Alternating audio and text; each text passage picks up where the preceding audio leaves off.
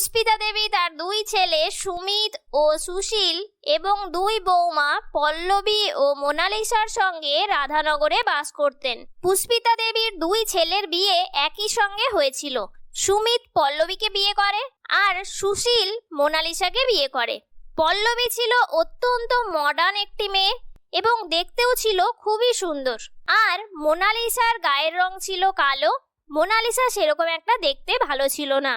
তাই পুষ্পিতা দেবী তার বড় বৌমা পল্লবীকেই বেশি পছন্দ করতেন এবং ছোট বৌমা মোনালিসাকে একদমই দেখতে পারতেন না। এরকমই একদিন বাইরে প্রচন্ড রোদ গরম। এই রোদ গরমে আমার গলা পুরো শুকিয়ে যাচ্ছে। কই ছোট বৌমা, কোথায় মরে গেলে? আমার জন্য শরবত নিয়ে এসো। সারাদিন কি কাজটা করো তুমি? তাড়াতাড়ি আমার জন্য শরবত নিয়ে এসো।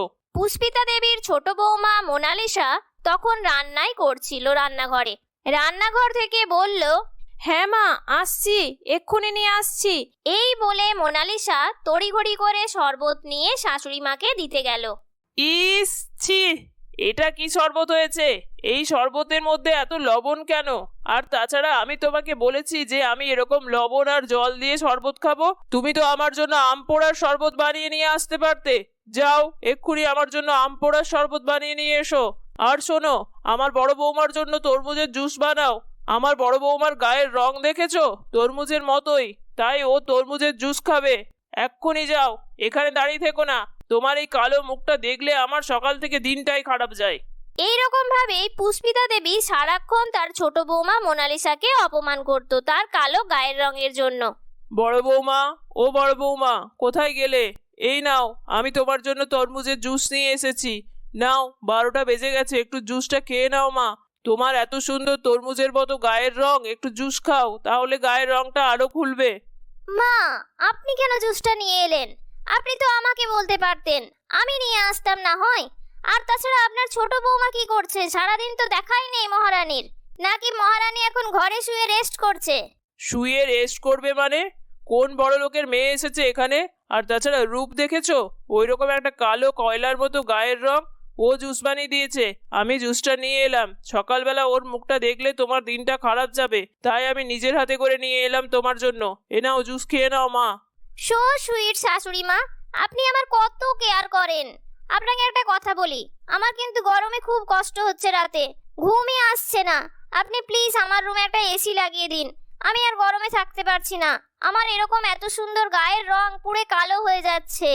আহারে, বৌমা আমার পুড়ে যাচ্ছে। সত্যিই তো, আমি এতদিন কেন লক্ষ্য করিনি? এত গরম পড়েছে আর তোমার ঘরে এখনো এসি লাগিয়ে দিইনি।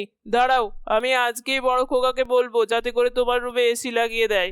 থ্যাংক ইউ সো মাচ শাশুড়ি মা। কি হলো মা, আপনি কি ভাবছেন? আপনি কি আপনার ছোট বৌমার রুমে এসি লাগানোর কথা ভাবছেন নাকি? কি যে বলো, তোমার কি মাথা খারাপ? আমি এটা মনে মনে ভাবছিলাম যে ওরা যদি দুদিন দেরি করে এসি দিতে, তাহলে আমার বড় বৌমা দুদিন কষ্ট করে থাকবে কি করে। তার থেকে ভালো হয় আজকে একটা কুলার নিয়ে আসি আর এসিটা বুক করে দিয়ে আসি। হ্যাঁ মা, আমি তো এটা ভেবেই দেখিনি আপনি কত ভাবেন আমার জন্য। সেই একটা মূর্খ শাশুড়ি পেয়েছি, ভালোই হয়েছে। এটাকে দিয়ে কাজ করিয়ে নি, নিজের যা কাজ আছে তা করিয়ে নি। আমি তো এসি চেয়েছিলাম, এ যদি কুলারও দিতে চায় আমার কি দেবে? তবে আমাকে একটা দিক লক্ষ্য রাখতে হবে, যাতে আমার বরের টাকাটা না বেরোয়। পরদিন সকালবেলায় পল্লবীর শাশুড়ি পল্লবীর জন্য একটি কুলার নিয়ে এলো এবং এসি বুক করে দিয়ে এলো। এই সমস্ত কিছুই মোনালিসা দেখছিল। মোনালিসা একবার তার শাশুড়ি মাকে বলল, মা, দিদির ঘরের কুলারটা কি আমি আমার ঘরে নিয়ে যাব? দিদির ঘরে এসিটা ইনস্টল হয়ে গেলে গরমে তো আমারও খুব কষ্ট হচ্ছে মা। আর তাছাড়া আপনার ছেলেও খুব একটা ভালো ঘুমাতে পারছে না গরমে। কি, তোমার ঘরে কুলার? কেন? কালো কয়লার মতো গায়ের রং, তার আবার গরম। আর আমার ছেলের এত গরম লাগে না। আর তাছাড়া ছেলে আমার কদিন বাড়িতে থাকে? ও তো বাইরেই ডিউটিতে থাকে।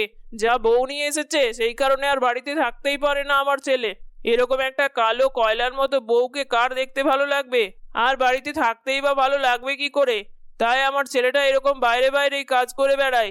যাও তো, যাও রান্নাঘরে যাও, খাবার রান্না করো। মোনালিসা আর কিছু না বলে চোখের জল ফেলতে ফেলতে রান্নাঘরে চলে গেল। এরকম ভাবেই মোনালিসা গরমের মধ্যে সারা দিন ধরে রান্নাঘরে রান্না করত। তাছাড়া বাড়ির সমস্ত কাজ সে একা হাতে করত। মোনালিসা আসার পর থেকেই বাড়ির কাজের লোকেদের ছাড়িয়ে দিয়েছিলেন তার শাশুড়ি মা। আর এদিকে বড় বউ পল্লবী এসি কুলার চালিয়ে আরাম করে ঘরে ফেস প্যাক মেখে শুয়ে থাকতো। এরকমই একদিন, উফ, গরমে আর পারছি না। আমার মাথাটা খুব ধরেছে, কেমন যেন বমি বমি ভাব লাগছে, কিছুই ভালো লাগছে না, মনে হয় খুব গরম, সেই জন্যই এরকম হচ্ছে। মাকে একবার বলবো? না থাক, মাকে বললে আবার মা রাগারাগি করবেন। এত গরমে যদি রাগারাগি করেন তাহলে ওনারই শরীরটা খারাপ হবে। তার থেকে বরং আমি একটু বেশি করে জল খেয়ে দেখি ঠিক হয় কিনা।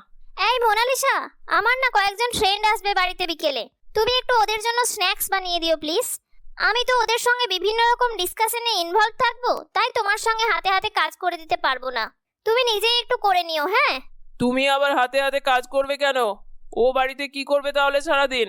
তাছাড়া তুমি কত কাজ করো, ওই তো কি সব অনলাইনে যেন করো। তাছাড়া তোমার কত বন্ধু বান্ধব আসে বাড়িতে, সারাদিন গল্প, ওদের সাথে কত রকমের কথা বলো তুমি, আর কত মডার্ন তুমি। আর এই গেও ভূতটা রান্না করবে না তো কি করবে? গায়ের রং তো এমনিই কয়লার মতো, ও আবার রেস্ট নিয়ে কি করবে? আর সারাদিন কি এমন কাজ করে বাড়িতে? আমাদের বাড়িতে তো কিছুই কাজ থাকে না। ওর তো বাপের বাড়ি শুনেছি গ্রামে প্রচুর কাজ। কি দেখে যে আমার ছেলেটা বিয়ে করে নিয়ে এলো কে জানে। যবে থেকে এসেছে তবে থেকে আমাদের জীবন ঝালাপালা করে দিচ্ছে। এখানে হাঁ করে দাঁড়িয়ে দেখছো কি? যাও বড় বৌমার বান্ধবীদের জন্য খাবার বানাও। এখন থেকে সমস্ত কিছু বানানো শুরু করে দাও, না হলে আর তখন পারবে না। আর তাছাড়া দুপুরের রান্না বান্নাটা তাড়াতাড়ি কমপ্লিট করো, আমরা এক্ষুনি খাবার খাবো। যথারীতি বিকেল বেলায় পল্লবীর কয়েকজন বন্ধু এলো বাড়িতে এবং তাদেরকে বিভিন্ন রকমের স্ন্যাক্স রান্না করে দিল মোনালিসা। মোনালিসার শরীর তখনও ঠিক ভালো লাগছিল না। মোনালিসা পল্লবীর বন্ধু বান্ধবদের কাছে হঠাৎ করেই বমি করে ফেলে। ছি ছি পল্লবী, এগুলো কি হচ্ছে? এসব কি? তুমি বাথরুমে গিয়ে বমি করো? পল্লবী, এরকম জানলে তোর বাড়িতে কখনো আসতাম না। কি বাজে পরিবেশে থাকিস তুই। আর এটা কে রে?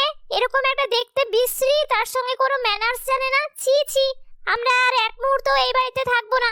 এই সমস্ত কিছু দেখার পর আমি আর এক মুহূর্ত থাকবো না। এই চল চল, আমরা সবাই যাই। পল্লবীর বন্ধু বান্ধবেরা চলে যাওয়াতে পল্লবীর প্রচন্ড রাগ হয় মোনালিসার ওপর। কি ব্যাপার মোনালিসা, এসব কি? তুমি এরকম বাজে ব্যবহার করলে কেন? তোমার বমি পেলে তুমি সেটা বাথরুমে গিয়ে করে আসতে পারতে। এরকম ভাবে তুমি সবার সামনে কেন বমি করছো? আর কি হয়েছে তোমার? কিচ্ছু হয়নি, কিচ্ছু হতেই পারে না। আমার মনে হয় তোমার ওই বন্ধু বান্ধবদের জন্য যখন স্ন্যাক্স বানাচ্ছিল তখন ওগুলো গান্ডে পিন্ডে গিলেছে, আর তাই সামলাতে না পেরে বমি করে ফেলেছে। সারাদিন খাওয়া ছাড়া তো আর কোনো কাজ নেই। ওহ, এই হতচ্ছাড়ির জন্য আমার মান সম্মান বলে আর কিছুই থাকলো না। এই বলে মোনালিসার শাশুড়ি মোনালিসাকে খুব বকাবকি শুরু করলো। এরকম ভাবেই কিছুদিন কাটছিল।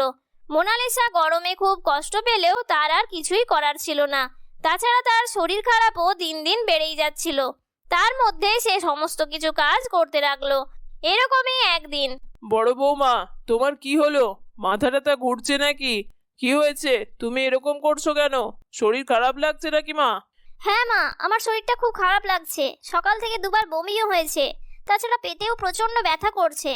পল্লবীর শাশুড়ি মনে মনে ভাবলো যে পল্লবী বোধহয় কোনো খুশির খবর দিতে চলেছে, তাই সে তাড়াতাড়ি ডাক্তার ডাকলো। ডাক্তার পল্লবীকে দেখতে লাগলো। কি ব্যাপার ডক্টর, কোনো খুশির খবর আছে নাকি? আমি নিশ্চয়ই ঠাকুমা হতে চলেছি। আমার বড় বৌমা নিশ্চয়ই মা হতে চলেছে, তাই না? আপনি তাড়াতাড়ি আমাকে বলুন না, আমি খুশির খবরের জন্য কতদিন থেকে ওয়েট করছি। আপনি এত অধৈর্য হবেন না। আমি ওনার সেরকম কোনো খুশির খবরের লক্ষণ পাচ্ছি না। নর্মাল পেটে যন্ত্রণা হয়েছে, তবে কিছু টেস্ট করতে দিতে হবে। আমি সমস্ত টেস্ট লিখে দিয়ে যাচ্ছি, আপনারা করিয়ে নেবেন। এরকম বলে ডক্টর চলেই যাচ্ছিল। হঠাৎ করে মোনালিসার শরীর খুব খারাপ হয় এবং মোনালিসা মাটিতে পড়ে যায়। ডক্টর সঙ্গে সঙ্গে মোনালিসাকে চেক আপ করে দেখতে শুরু করে। ডক্টর কিছু বলতে যাবে তার আগে মোনালিসার শাশুড়ি বলে ওঠে, ওকে অত দেখার কিছু নেই, ওর কিচ্ছু হয়নি। সারাদিন গান্ডে পিন্ডে গিলেছে, তাই এরকম শরীর খারাপ হচ্ছে। আপনি বরং আমার বড় বৌমাকে ভালো করে দেখুন, ভালো করে দেখুন। আমার বড় বৌমা মনে হয় মা হতে চলেছে। না, আপনার বড় বৌমা নয়, আপনার ছোট বৌমাই মা হতে চলেছে। আসলে মোনালিসাই প্রেগনেন্ট। আর আপনার বড় বৌমার সমস্ত কিছু টেস্ট করার পরেই জানা যাবে যে আপনার বড় বৌমা আদৌ কোনোদিন মা হতে পারবেন কি পারবেন না। কেননা ওনার পুরনো রিপোর্ট কিন্তু খুব খারাপ আছে। আপনার ছোট বৌমার শরীর তো খুবই খারাপ, খুবই উইক, ভালো করে খাওয়া দাওয়া করে না মনে হয়, আর মনে হয় প্রচণ্ড পরিশ্রম করে, সেই জন্য খুব ক্লান্তও দেখাচ্ছে। যাক, ওনাকে সাবধানে রাখবেন আর এই সময়টা খুব যত্ন করবেন। ওনার আর বাড়ির কাজ একদমই করতে দেবেন না, খুব ভারী কাজ তো একদমই নয়। আর তাছাড়া এত গরম পড়েছে, ওনাকে বারবার করে ফলের জুস দেবেন আর তাছাড়া একটু ঠান্ডা ঘরে রাখার চেষ্টা করবেন। ডক্টরের কথা শুনে মোনালিসার শাশুড়ি অবাক হয়ে গেল এবং সঙ্গে সঙ্গে মোনালিসাকে বলল, বৌমা, তুমি আমাকে এত বড় খুশির খবর শোনালে, আগে বলনি কেন মা? তোমার শরীর এত খারাপ লাগছে বলে তুমি আগে বলবে তো যে আমার শরীর খারাপ লাগছে, আমি তোমার জন্য সমস্ত কিছু ব্যবস্থা করে দেব মা। আমি তোমার সঙ্গে কি খারাপ ব্যবহারটা না করেছি, আর তুমি সমস্ত কিছু মুখ বুজে সহ্য করে গেছো। আমি এক অভাগী ঠাকুমা, যে নাতি নাতনি আসার খবর পেয়ে বুঝতেই পারিনি, তোমার দিকে কোনোদিন ফিরেই তাকাইনি। আমাকে ক্ষমা করো মা, আমার আনন্দের কোনো সীমা নেই। আজ আমি ঠাকুমা হব এটা ভেবে আমার আনন্দে নাচতে ইচ্ছে করছে। মোনালিসার শাশুড়ি মোনালিসার খুশির খবর শুনে খুব আনন্দ করতে লাগে। মোনালিসার ঘরেও মোনালিসার শাশুড়ি এসি লাগিয়ে দেয়, আর মোনালিসা এখন কোনো কাজ সেরকম একটা করতো না। সারাদিন সে রেস্ট করত এবং বাড়ির হালকা ফুলকা কোনো কাজ থাকলে সে করত। আর এদিকে কিছুদিন পর পল্লবীর রিপোর্টে আসে যে পল্লবী কোনোদিন মা হতে পারবে না। এটা শুনে পল্লবী খুব কষ্ট পায় এবং সে মোনালিসার কাছে ক্ষমাও চায়। তারপর থেকে তারা দুই বৌমা এবং শাশুড়ি মিলে খুব হাসি খুশি ভাবে দিন কাটাতে থাকে। বন্ধুরা, আমাদের গল্পগুলি তোমাদের কেমন লাগছে অবশ্যই কমেন্ট করে জানিও। যদি ভিডিওগুলি ভালো লেগে থাকে তাহলে চ্যানেলটিকে সাবস্ক্রাইব করে পাশে থাকার অনুরোধ রইল। ধন্যবাদ।